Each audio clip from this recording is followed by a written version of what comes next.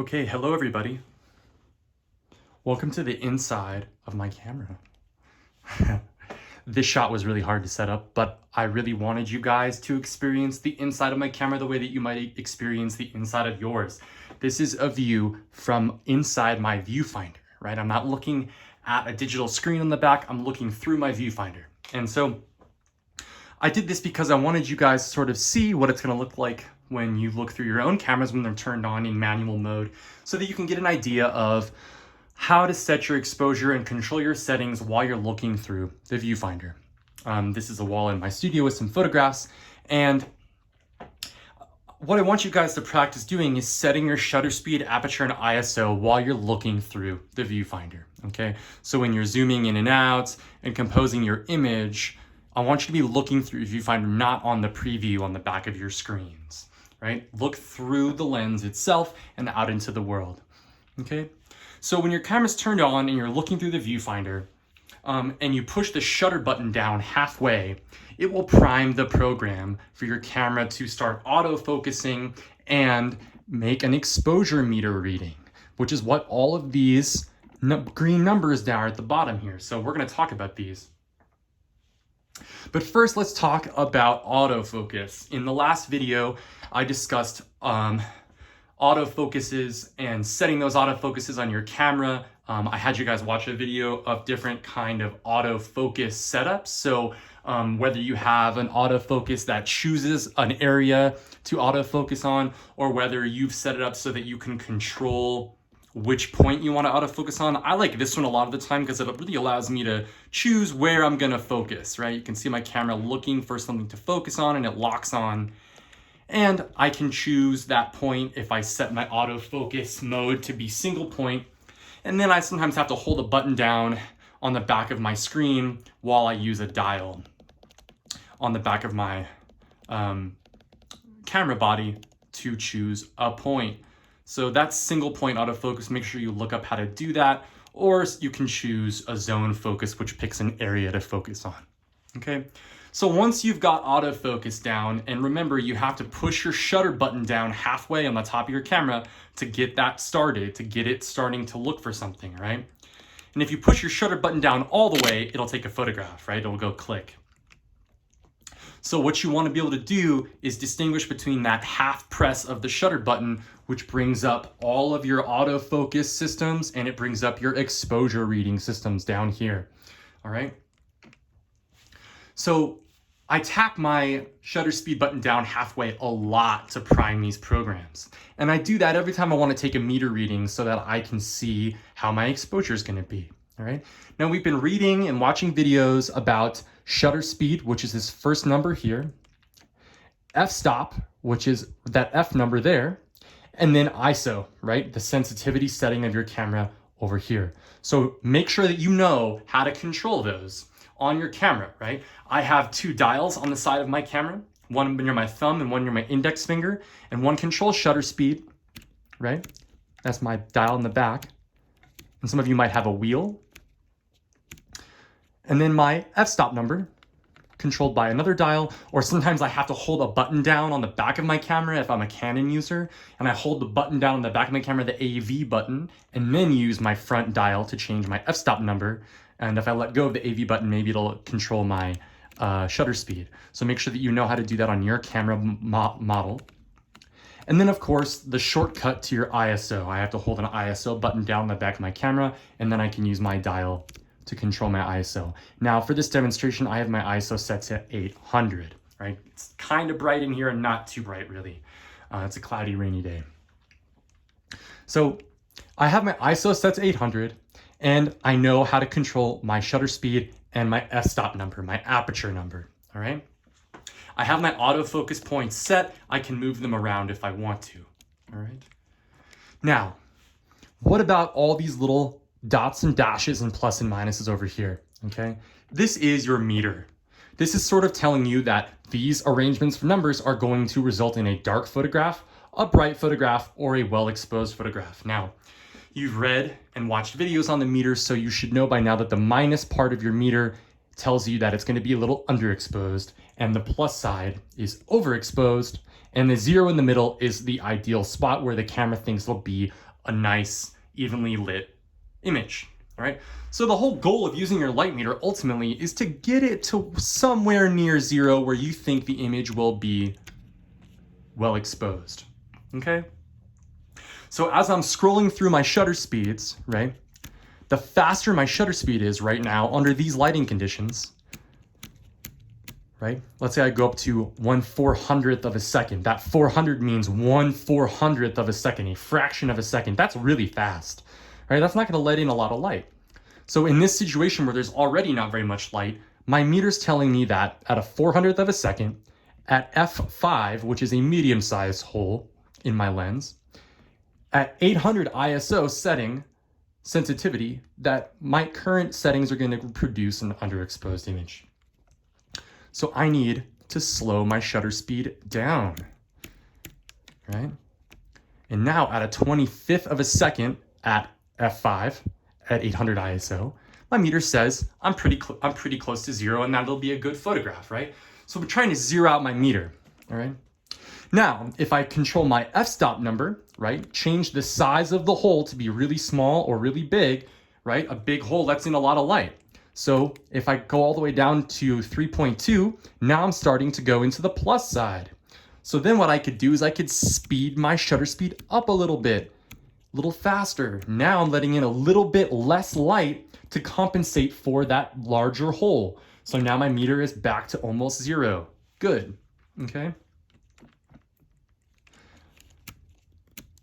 Now, there's something that you need to realize about shutter speed, right?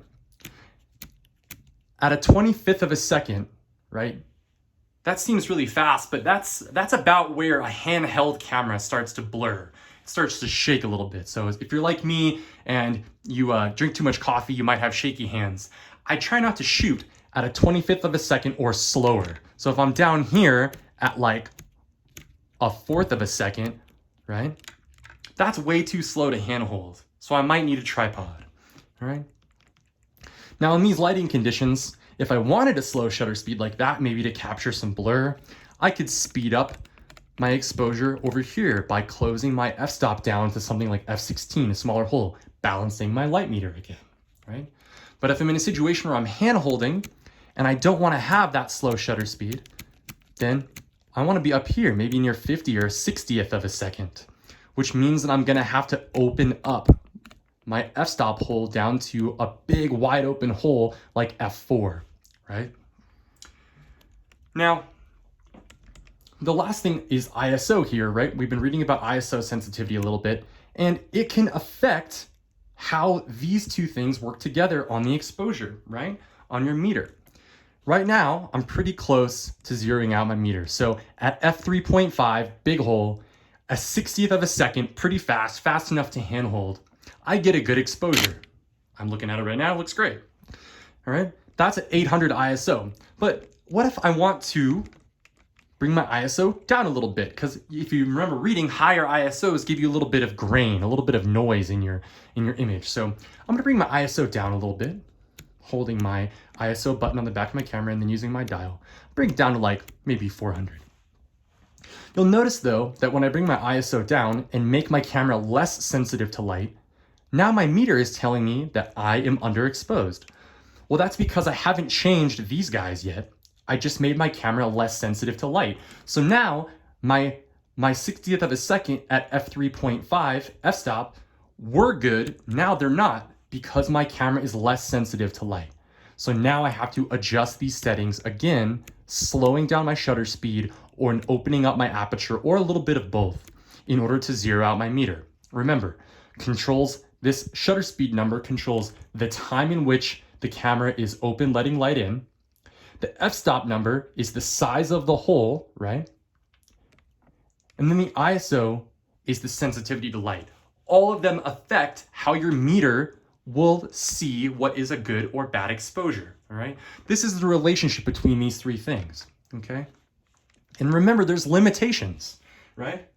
If your shutter speed is too slow, you're gonna get a blurry photograph. So if my shutter speed is here at like a half a second, which is this 2, or if I even go down to 1 whole second or more, maybe 2 seconds, right? That's an extremely slow shutter speed. I can't hand hold that, right? Those little apostrophes there, that represents whole seconds when you're looking at your shutter speed. So when you're looking at your shutter speed number and it's like 2 followed by these 2 apostrophes, that's a really, really long exposure in photography, right? You don't want to be hand holding that. And anything that's moving in 2 seconds will blur. So if you're going through these numbers and you're like, my meter says it's good at 1 second, but I don't know, that's a long time, you know? Think about that. Right? If you're hand holding your camera and you're shooting during the day, you probably won't be using long exposures like that. Instead, you'll be using a faster exposure, right? Something like a 25th of a second or faster, right? 1/25th of a second. That's extremely fast, right? Mine goes all the way up to, let's see, 1/4000th of a second. That's fast enough to stop a helicopter rotor, all right? But in here, it's kind of dark. So I'm gonna try to balance my meter now at 1/4000th of a second. In here, that's so fast that I'm letting in almost no light. So I'm gonna try to open up my f-stop as much as I can, right? I'm gonna go as low as I can go, and on my lens, that's 2.8. That's a pretty big hole, and still my meter says I'm underexposed. So I can either up my ISO and make my ISO more sensitive, and mine goes all the way up to 6400 and into the high numbers, and still my meter says I'm underexposed. Well, my only choice now is to slow down my shutter speed, right? Now I'm finally letting enough light into the camera, all right, to have a good exposure. But, you know, high ISO, lots of noise. So I'm gonna bring down my ISO to 400. And if you're shooting during the day or in regular lighting conditions, something between 400 and 800 is a good idea. Anything higher than that, it gets noisy. And lower than that, you're gonna have slow shutter speeds. So I'm gonna go down to 400 and try to balance my meter now. Let's go down to a 60th of a second. That's where I was before. And I can adjust my f-stop and it says 2.8, I'm still a little underexposed, right? It's not too bad. My image will probably be fine. I'm pretty close to 0, right? But let's get it to 0 for the heck of it. So now I can't open up my f-stop anymore. Remember, 2.8 is the big hole. Most of you won't even have 2.8 on your lenses, right? Most of you will have something like 3.5. So let me set that. I have to go down to a 20th or a 25th of a second in order to get a good exposure with this kind of light at 400 ISO, right? So that's me sort of going through, balancing my meter. I definitely want you guys to practice this a lot. And in these exercises that you're gonna do in this module, you're gonna be practicing this a lot. So go out, practice setting your meters, changing these settings, using higher f-stop numbers and slower shutter speeds to balance, using lower f-stop numbers and higher shutter speeds to balance. And then go ahead and test yourself by switching your ISO. Now, the entire time you can be reviewing these images on your cameras, right? So every time you take a shot, take a look on the back of your screen, push the play button on the back of your cameras, and take a look at your recorded image and see if it's too bright or too dark, and think about your settings, right? Try overexposing an image, right? Try making an image that's set onto the plus side of your meter, and then take a photograph. It'll be really bright, right? And the other way, underexpose an image a little bit and take it and see if it's too dark. Sometimes your meter can get confused, right? That's why I had you guys read about exposure compensation. So think about that and always be reviewing your images and practicing balancing your meters, okay? Good luck out there, guys.